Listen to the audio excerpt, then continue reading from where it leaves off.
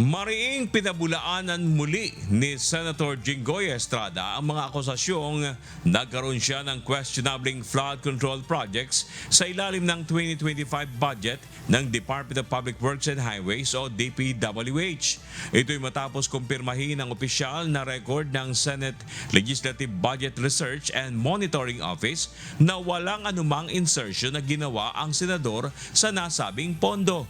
Sa isang opisyal na pahayag, sinabi ng senador na sa simula pa lamang ay kampante na siya dahil alam niyang baseless at reckless ang mga paratang laban sa kanya.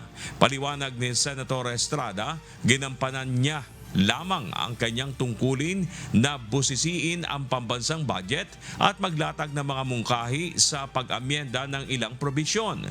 Bukod dito, binigyan din ng mambabatas na naging aktibo siya sa mga investigasyon ng Senado upang patunayang malinis ang kanyang konsensya.